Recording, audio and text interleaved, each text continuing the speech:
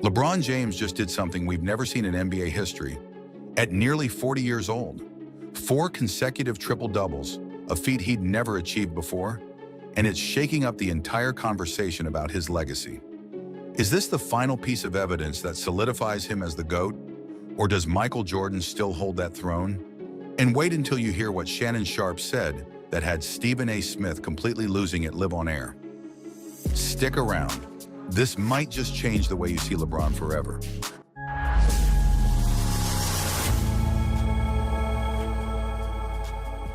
To truly understand the weight of what LeBron just accomplished, let's rewind the clock. It's 2003, and an 18-year-old kid from Akron, Ohio, is making his NBA debut. The expectations? Unbelievable. The pressure? Insurmountable. He was labeled the chosen one, but few thought he could truly live up to it. Fast forward 2 decades, and not only has he matched those expectations, he's surpassed them.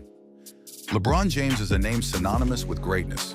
He's the NBA's all-time leading scorer, but unlike traditional scoring legends, his game isn't built around selfishness.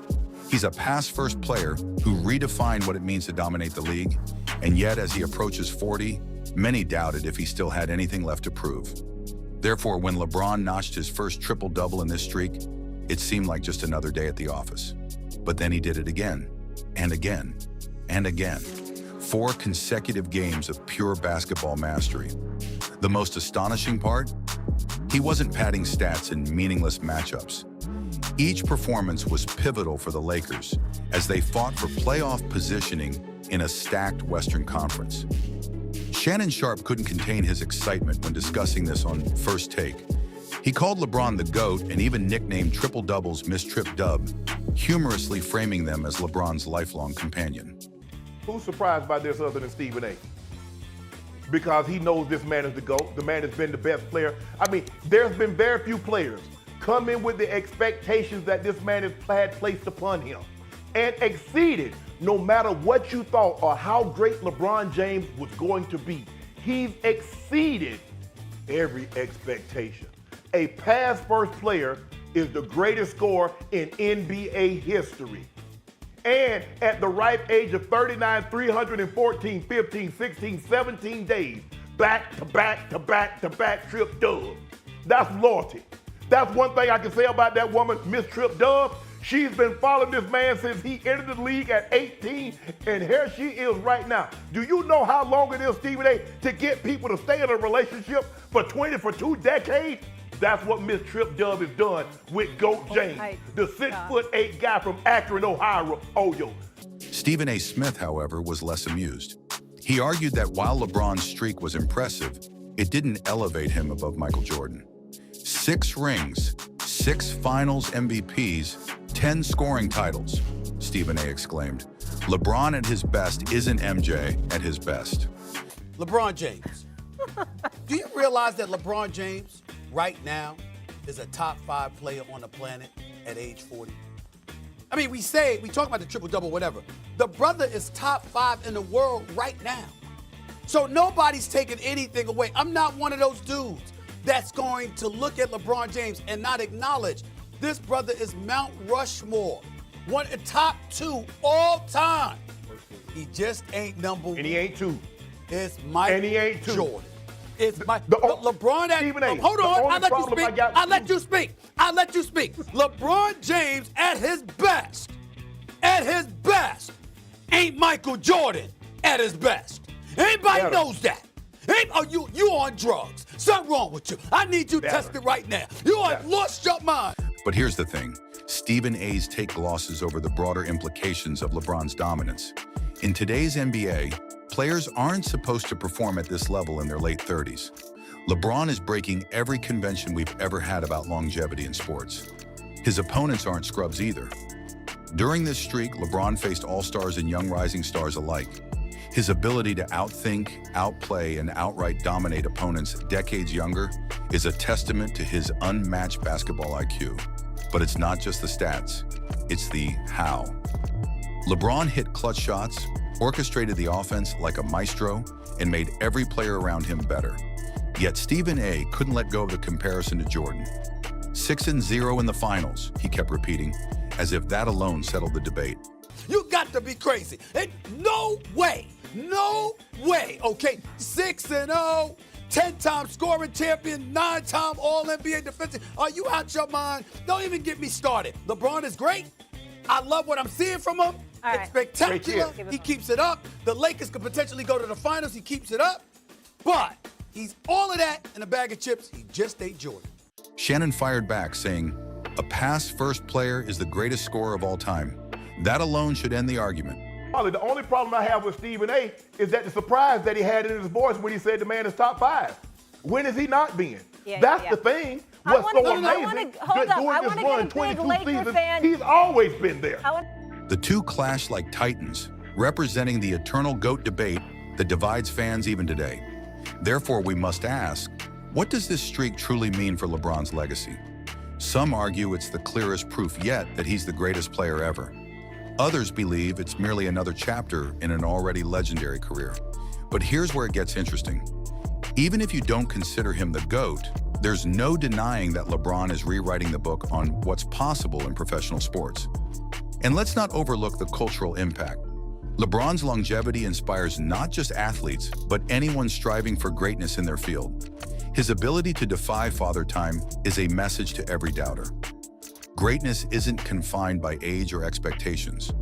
But there's one final twist to this story that makes it even more compelling.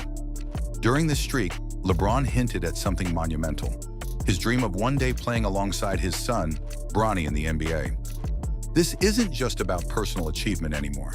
It's about legacy, family, and breaking barriers no one else has even dreamed of touching. So what does LeBron's 4-game triple-double streak truly mean? Is it the exclamation point on a GOAT career, or just another chapter in a story that still isn't finished?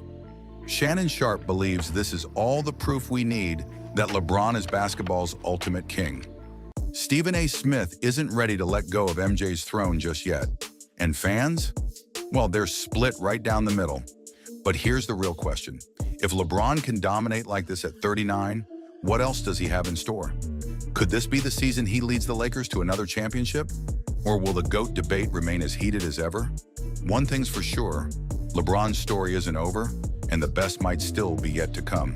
LeBron James just sparked a fiery debate, and it wasn't even about basketball.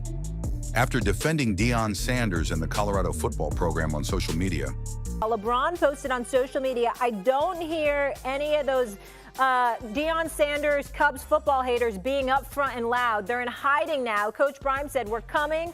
Well, we're here now. Love what's going on there in Boulder. LeBron's comments sent shockwaves across sports media. But Shannon Sharpe, he had Stephen A. Smith completely losing it on First Take. The conference isn't any good now. You notice that, Stephen A., so that's what it is. When he was getting his eyes beat out, oh, I told y'all he couldn't coach on that level. I told y'all he was false this and false that. Now they're 8-2 with an outside chance to make the college football playoff. Everybody done gone radio silent. Now they find something else to complain about. From accusations of bias to fiery exchanges about primetime in college football, this segment had everything. But is LeBron right about the critics? And why is Stephen A. taking it so personally? Let's break it all down. To set the stage, let's start with LeBron James's post-game social media call-out. Fresh off a dominant Lakers win, LeBron didn't talk about his own performance. Instead, he turned the spotlight to Deion Sanders and the Colorado Buffaloes, writing, I don't hear any of those Deion Sanders haters being upfront and loud. They're in hiding now. Coach Prime said, we're coming. Well, we're here now. It was classic LeBron, using his platform to amplify another iconic figure. Deion Sanders, who took over Colorado's struggling football program, had critics from day one. Many doubted his ability to coach at the highest level, especially after leaving Jackson State. But with an 8-2 record and a shot at the college football playoff, the results speak for themselves. Naturally, Shannon Sharpe, a close ally of both LeBron and Coach Prime, jumped to their defense on First Take. He praised Sanders for silencing doubters and reshaping college football, saying, I told y'all he couldn't coach on that level. I told y'all he was false this and false that. Now they're 8-2 with an outside chance to make the college football playoff. Everybody done gone radio silent. But Stephen A. wasn't having it. He fired back, accusing LeBron of exaggerating the criticism and dragging First Take into the conversation unfairly. His rebuttal was fiery and hilarious. It's got to the damn point that if LeBron James passed gas, Shannon Sharpe's gonna call it perfume.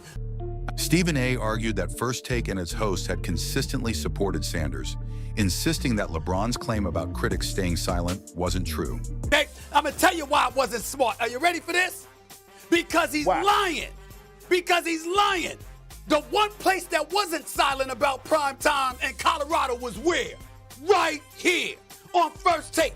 But Shannon, quick on his feet, doubled down, clarifying that LeBron wasn't targeting First Take. He wasn't talking about you. No. He's talking about the Colorado program. He said everybody was silent. Nobody said anything. Yes, we did say it. And he listens to you. You his boy, Shannon. So I know he's watching you. He watching everything with you. And you were raving about prime time. I was raving about prime time. We were talking about the Colorado program. So when he says nobody's saying anything, that's not true. That's not true. No, he's not talking about us. He's talking about all the criticism. Yeah, he's talking about when they won 4 games. He's talking about the newspaper, the article, He's not talking about us. He was calling out a broader group of naysayers in sports media. This exchange revealed two key dynamics. First, there's the ongoing tension between Shannon and Stephen A., which always makes for must-watch television. Shannon's unwavering support for LeBron often clashes with Stephen A.'s self-proclaimed objectivity, leading to moments of comedic and heated back and forth. Second, the debate reflects the larger conversation about Deion Sanders' impact. As Shannon pointed out, Sanders didn't just improve Colorado, he transformed it. His recruits from Jackson State, including his son Shedeur Sanders and two-way star Travis Hunter, are now leading Heisman Trophy candidates. It's a story that transcends football and highlights Sanders' ability to build a winning culture. Stephen A's files, however, pivoted the conversation to bigger questions. Should Sanders coach at Florida State, his alma mater? Could he eventually land in the NFL? And while these are legitimate discussions, Shannon wasn't letting Stephen A. off the hook. His main point stood: critics who doubted Deion Sanders' coaching ability owe him respect now. LeBron's defense of Coach Prime ties into a broader theme of loyalty and using influence for good. Both LeBron and Sanders have faced unprecedented scrutiny throughout their careers, yet they continue to rise above it. Their shared story is one of resilience, reinvention, and breaking barriers. But here's the twist. Stephen A. may have a point. If the loudest critics of Deion Sanders have gone quiet, does that mean they've truly changed their tune? Or are they just waiting for the next opportunity to pounce? This is where the debate gets interesting. It's not just about defending Sanders, it's about holding critics accountable for their words. So what's the real takeaway here? Is LeBron's call out another example of his leadership and loyalty? Or is Stephen A. right to push back and demand accuracy in these discussions? The debate over Deion Sanders' legacy is far from over, and with every win Colorado racks up, the noise gets louder. But here's the real question. If Coach Prime's success continues, will we see him on the sidelines of an NFL team? Or could he reshape the landscape of college football for good? One thing's for sure, whether it's Shannon, Stephen A., or LeBron, this story is only just beginning. The Cleveland Cavaliers have stormed into this season like a freight train, achieving an incredible 14-0 record. They're the first team since the 2015-2016 Golden State Warriors to do this. But while fans and analysts are buzzing about this historic start, there's more to the story. Behind the scenes, tension is brewing.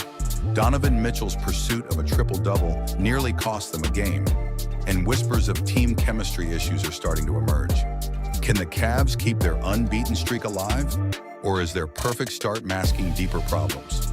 Stick around, because what's happening in Cleveland is more than just a hot streak.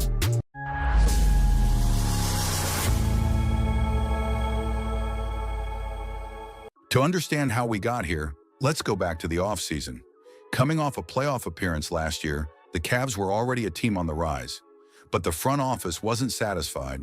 They knew their roster had potential, yet there were questions about fit and whether the team could handle the intense pressure of a deep playoff run. And then, they made a decision that surprised everyone. They hired Kenny Atkinson as head coach. J.B. Bickerstaff had done a solid job, but the team wanted a fresh approach. They believed Atkinson's disciplined style and focus on player development could take them to the next level. Therefore, when training camp started, there was a new sense of urgency in Cleveland.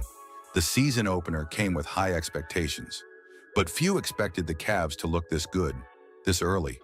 They didn't just win, they dominated. Game after game, their offense flowed effortlessly, averaging a league-leading 123.4 points per game with a 52.1% shooting accuracy that was unheard of. The ball movement was flawless, and the scoring depth, impressive. Donovan Mitchell, their star, was showing everyone why he's one of the best closers in the league, consistently stepping up in clutch moments to secure wins. But here's the twist. It wasn't just Mitchell. Evan Mobley and Darius Garland were putting up numbers too. Multiple players were scoring in double digits each game, making it nearly impossible for opponents to focus on stopping any one player. But even with this historic start, all was not perfect. In a recent game against the Philadelphia 76ers, the Cavs almost let the victory slip away in the final seconds. The reason? Donovan Mitchell was just one assist shy of his first career triple-double. With only seconds left on the clock, he saw a chance to grab that final assist. But instead of taking a safe shot to secure the win, he passed to Evan Mobley. Mobley missed, and the 76ers regained control. It was a risky play that nearly cost Cleveland the game. Afterward, Mitchell admitted his mistake, calling it a selfish moment. Seemed like you knew that you were on triple-double watch. I can tell by your smile right there. Cavs fans, I'm sorry. I should have put the game away early. That was a selfish moment, I ain't gonna lie. That's on me. I haven't had one in my career. Almost lost just the game doing that. That's a selfish moment. Won't happen again. I apologize. I apologize to my teammates. Sorry, y'all. My bad. His honesty was refreshing, but it raised questions about his priorities and decision-making under pressure. Therefore, while his candidness was appreciated, fans and analysts began to wonder if these moments could cost them later on. As the games rolled on, the Cavaliers continued their winning streak, pushing their record to an impressive 14-0. Only a handful of teams in NBA history have started a season this way. The last team to do it, the Warriors during their iconic 2015-2016 season. But the comparison doesn't end there. Much like those Warriors, the Cavs are showing a level of offensive efficiency that's hard to match. They're moving the ball beautifully, taking high-quality shots, and making it all look easy. But here's the thing. Those Warriors had a battle-tested roster with a proven championship pedigree. The Cavs, while talented, are still young and relatively untested when it comes to the playoffs.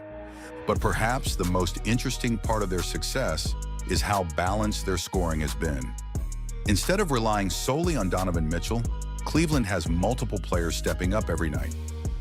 Darius Garland, for example, has embraced his role as both a playmaker and a scorer. And yet there's a subtle tension brewing. Garland, who thrived with the ball in his hands last season, has had to adjust to Mitchell's presence. He's found himself in more catch-and-shoot situations, which isn't his natural style. This shift has affected his shooting percentage, and there's been quiet talk that Garland might be struggling to find his rhythm next to another dominant guard. Therefore, while the Cavs' offensive numbers look great on paper, there's an underlying issue that could affect them down the line. While the Cavaliers' offensive chemistry has sparked excitement, their backcourt defense, led by Darius Garland and Donovan Mitchell, has been a lingering concern. Both players are highly skilled offensively, but have struggled on the defensive end, particularly when facing elite scoring guards in the league. This lack of defensive strength in the backcourt makes Cleveland vulnerable against teams with explosive guards who can exploit one-on-one matchups. Despite the Cavaliers' stellar record, opposing teams are starting to expose this weakness, especially during high-stakes moments when defensive stops are crucial. As the season progresses, the Cavaliers will need to address this issue, possibly through adjustments or increased emphasis on defensive drills, if they want to contend with top-tier teams in the playoffs. Improving their backcourt defense is critical to maintaining their momentum and building a more balanced, championship-ready roster. Then there's the front court. Evan Mobley and Jarrett Allen form one of the best defensive tandems in the league, especially around the rim. Together, they've made life difficult for opposing players looking to score in the paint. But their strengths also come with a downside. Neither Mobley nor Allen is a strong outside shooter, which sometimes clogs the paint and makes it difficult for Cleveland's offense to space the floor effectively. This lack of shooting forces them into tough mid-range shots and makes it harder to keep defenses honest. Some analysts have suggested that trading Allen for a more versatile forward could help open up the offense. But the Cavs have been hesitant to break up their core, and for now they're sticking with what's been working. Therefore, while the Cavs are winning, there are real questions about whether this lineup has the versatility needed to compete with the league's best. In addition to lineup questions, the Cavs are haunted by another issue: injuries. Last season, both Mitchell and Garland missed significant time, which disrupted the team's chemistry and rhythm. For Cleveland, staying healthy is critical, especially with such a packed schedule. The team's history with injuries raises concerns, especially as they aim to keep their winning streak alive and push for a high playoff seed. But this season, the Cavs have been lucky so far, with all their key players staying healthy. The question is, can they maintain this level of intensity and avoid the injury bug? As the season progresses, fans are holding their breath, hoping that history doesn't repeat itself. The coaching change is another layer to the story. Kenny Atkinson, known for his player development skills, has brought a different energy to the team. His focus on fundamentals, ball movement, and defense has been apparent, and the players have bought into his system. But Atkinson's approach is also demanding, and some wonder if the team can keep up this intensity for a full season. There's a delicate balance between pushing players to their limits and burning them out. Therefore, while Atkinson's methods are delivering results, there's a fine line that the Cavs must navigate. Despite the challenges, there's an undeniable excitement around this team. Fans are starting to believe that this could be the season where Cleveland makes a serious run. The 14-0 start has sparked comparisons to other legendary teams, and there's a growing belief that the Cavs could be a dark horse contender in the Eastern Conference. But they're not without competition. In a few days, they'll face off against the Boston Celtics, the defending champions. This matchup will be a true test of Cleveland's abilities and could reveal whether this team is built to last. Off the court, there's been plenty of drama as well. During the offseason, rumors linked the Cavs to controversial forward Miles Bridges. Bridges, who has faced serious legal issues, was reportedly interested in joining Cleveland. The front office ultimately decided not to pursue him, but the rumors sparked a fierce debate among fans. Many were relieved that the team didn't add a player with such a troubled past, while others argued that his skills could have helped the Cavs' front court issues. Therefore, even as Cleveland focuses on its winning streak, the decision not to pursue Bridges has become a talking point among fans. As the Cavs continue their unbeaten run, the stakes only get higher. With each win, the pressure mounts, and the spotlight grows brighter. The team knows that their winning streak could end at any moment, but they're determined to keep pushing.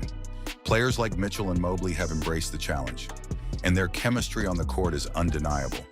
But the underlying issues, the backcourt fit, the lack of shooting, the injury concerns, remain. Therefore, while Cleveland is on top of the league right now, they're also walking a fine line between success and potential collapse. The Cavaliers have shown they can win in different ways, whether through fast-paced offense, tough defense, or clutch performances. But as they get deeper into the season, the competition will only get tougher. The NBA is watching, and everyone is wondering, can Cleveland keep this up? Or is this just a hot start that will eventually fizzle out? The upcoming matchup against the Celtics will be crucial, and fans are eager to see if the Cavs can prove themselves against one of the league's best. The road ahead won't be easy, but the Cleveland Cavaliers have shown they're up for the challenge. Every game from here on out will be a test of their resilience, their chemistry, and their ability to stay healthy. And with Donovan Mitchell, Darius Garland, and Evan Mobley leading the way, this team has the potential to make history. But as we've seen, there are no guarantees in the NBA. The Cavs' perfect start is impressive, but the real question is whether they can sustain this level of play all the way to the playoffs. So as the Cavaliers continue their journey, the stakes are higher than ever. Will their unbeaten streak hold, or are they headed for a wake-up call? The season is young, and anything can happen. But one thing is certain, whatever comes next, Cleveland's path won't be easy. And for NBA fans, it's going to be one wild ride. I tell him he belonged to this world, you know. His Warriors, they want to shoot threes, you know, and I keep telling him he has a clip on him. You know, he can keep shooting. You want to know what I tell him? There was nobody in the world that can stop him. And you're starting to see that. You know, he's starting to carry us more than we're carrying him. He's that talented. He's that good. I'm not taking that for granted. Most people think the Golden State Warriors are in deep trouble without Stephen Curry, and it's easy to believe their playoff hopes are slipping away. But what if I told you that their success has almost nothing to do with Curry being on the floor? In fact, their entire offense has been transformed in ways that defy conventional NBA wisdom. It's not about finding one superstar to carry the load. Instead, it's about a shocking formula involving Buddy Hield's record-breaking three-point shooting, Draymond Green's rejuvenated confidence, and Jonathan Kuminga's relentless aggression. And here's the twist. The Warriors have never looked more dangerous. You won't believe how this formula is changing everything, and why it could make them unstoppable when Curry returns.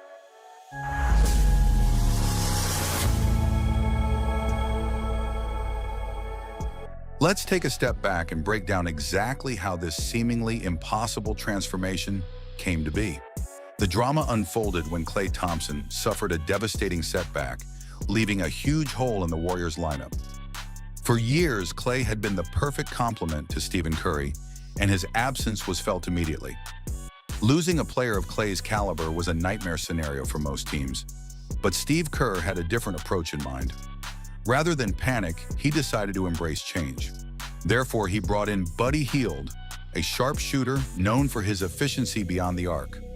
Critics were quick to point out that Hield wasn't Klay Thompson and never would be. However, Kerr saw potential where others saw limitations. Buddy Hield wasn't just going to be a Klay replacement. Instead, he would revolutionize the way the Warriors played offense. Hield became a key piece in the Warriors' movement-based system. Kerr started running plays that took full advantage of Hield's shooting and off-ball movement. It wasn't just about knocking down shots. It was about creating chaos for opposing defenses. One play in particular became a fan favorite. Hield would set a back screen, making it look like a cut to the basket was coming, only to curl around and find himself wide open for a three-pointer. It was a simple but effective strategy, therefore proving that sometimes the best defense is one that keeps opponents guessing. The Warriors' offense is built on misdirection, screens, and quick decision-making. And with Hield on the court, those principles became even more deadly. He was setting screens, catching defenders off guard, and curling into open space to launch threes with precision. It was as if he'd been playing in the system his whole career. Meanwhile, the Warriors' backbone, Draymond Green, was undergoing a massive transformation of his own. Draymond is known for his defensive prowess and playmaking, but over the years, his confidence in his shooting had completely evaporated. He even admitted it on multiple occasions, stating he no longer trusted his ability to make three-pointers. This was a major problem. Defenders would sag off him, making it harder for the Warriors to space the floor effectively. But something changed. Buddy Hield, of all people, played a pivotal role in reigniting Draymond's shooting confidence. Hield would tell Draymond he belonged on the perimeter, encouraging him to take shots he'd previously hesitated on. I tell him he belonged to this world, you know. His Warriors, they want to shoot threes, you know, and I keep telling him he has a clip on him, you know, he can keep shooting. The results were instant and shocking. Draymond started pulling the trigger on threes and the ball began to fall through the hoop. His confidence skyrocketed. He wasn't just a passer and a screen setter anymore. He was a legitimate shooting threat. Defenders had to respect him, therefore opening up more space for the Warriors' offense to operate. This newfound confidence had a ripple effect. Draymond's playmaking, which was already elite, reached new heights. His screens became even more effective because defenders couldn't just ignore him. On one memorable possession, Draymond set a screen on the right side, then instantly flipped to the left, freeing up Buddy Hield for a wide-open shot. It was beautiful basketball, and it exemplified why the Warriors were still winning games.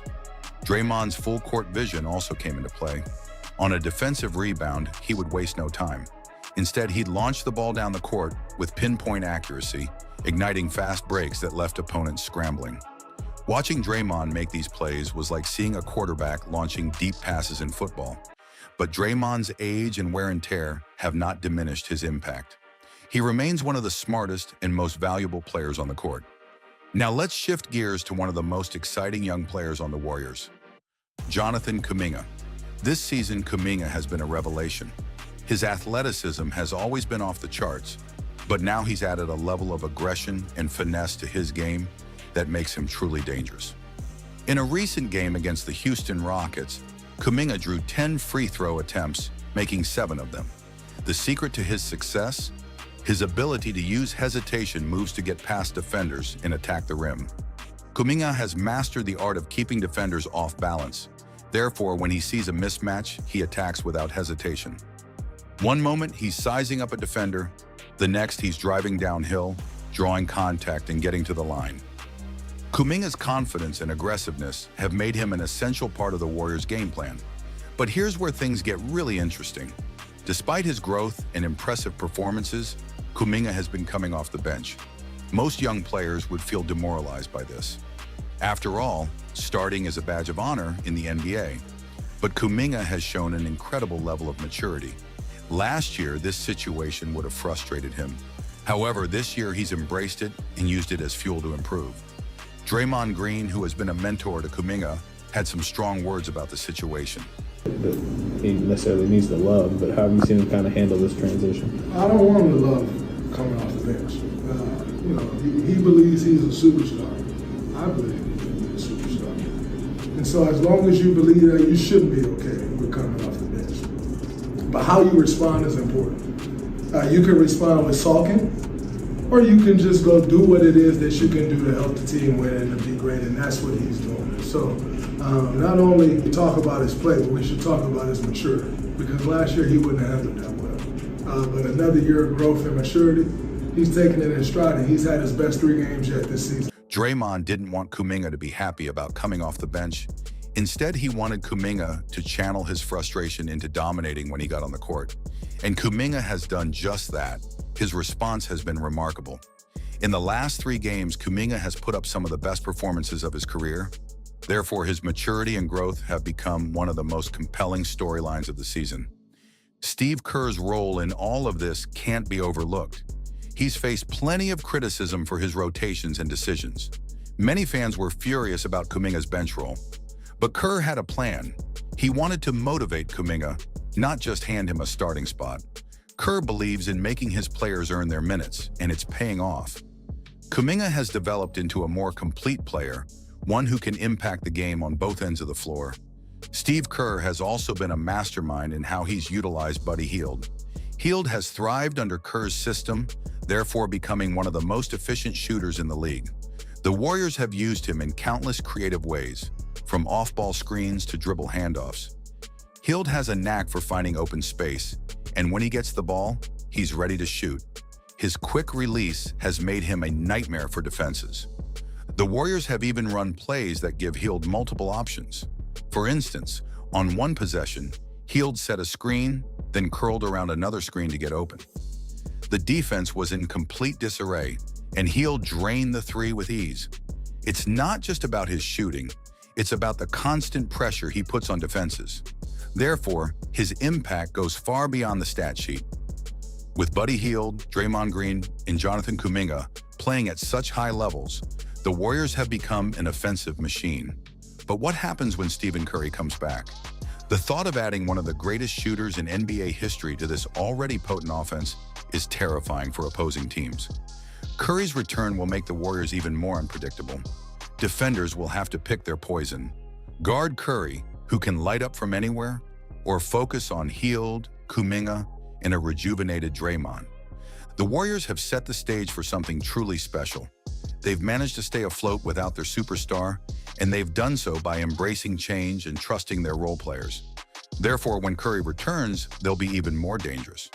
The team has found ways to win, not by relying on one player, but by leaning into a system that values movement, unselfishness, and relentless effort. What makes this story even more fascinating is how unpredictable it has been.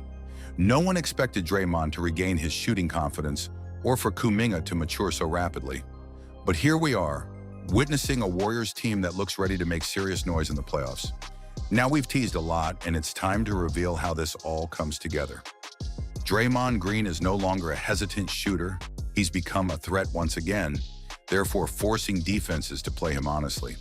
Jonathan Kuminga has gone from a raw prospect to a reliable force. but he's also shown a level of maturity that bodes well for the future. And Buddy Hield? He's more than just a shooter. He's a catalyst for the Warriors' new offensive identity. Yet the true test is still to come. When Stephen Curry returns, this team has the potential to be unstoppable. The pieces are in place, and the chemistry is building. The Warriors have not just survived without their star, they've evolved. But the biggest question remains, will all of this be enough to propel them to a championship run? The answer isn't clear, and that's what makes this story so thrilling.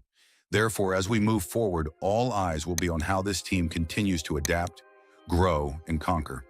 The stakes are high, the expectations are enormous, and the Warriors are ready for whatever comes next.